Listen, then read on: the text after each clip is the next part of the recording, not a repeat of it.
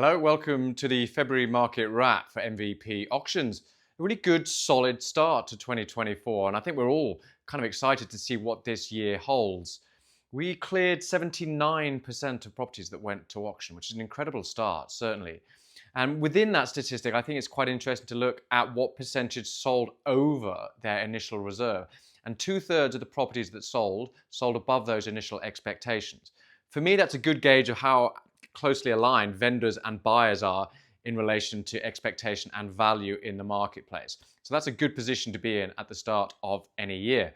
Average registrations, well, that's encouraging also.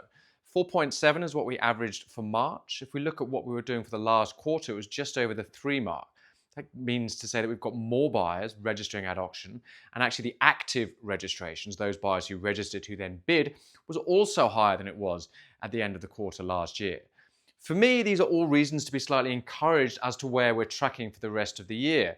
The broader economics are kind of intriguing as well. Inflation dropped down to 3.1 for the last month. Quarterly, we'll have to see how that stacks up.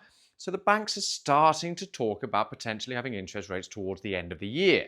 Now that will instill excitement and encouragement and borrowing capacity within the buyer pool. But what it always tends to do from our point of view is see the vendors' expectations start to creep. We're already starting to hear that in our vendor meetings. So to try and keep those two aligned means we can get more property sold and at those initial reserve expectations. If we look at the biggest results of the year, I think it's intriguing to look at two specifically. One was in Malvern Road in Panania, Daystar First National, 12 registered bidders, single level, 600 square meters, 4-bed home, pool. Tick, tick, tick from all the buyers' point of view.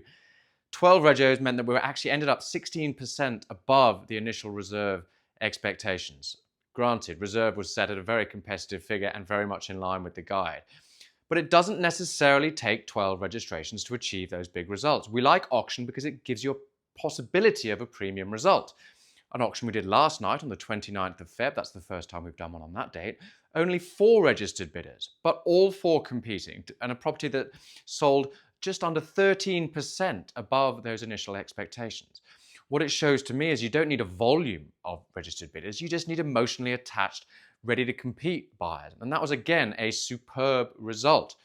So for me, what does this year hold? I think there's a bubbling of confidence. I think the buyers are back. I'm not being questioned as much on the floor by buyers this year. Vendors are still kind of in line, but they're starting to creep in their expectations. So auction does give us an opportunity to manage expectation, create competition, and aim for the stars with a premium price. But what it does show, we're keeping days on market low.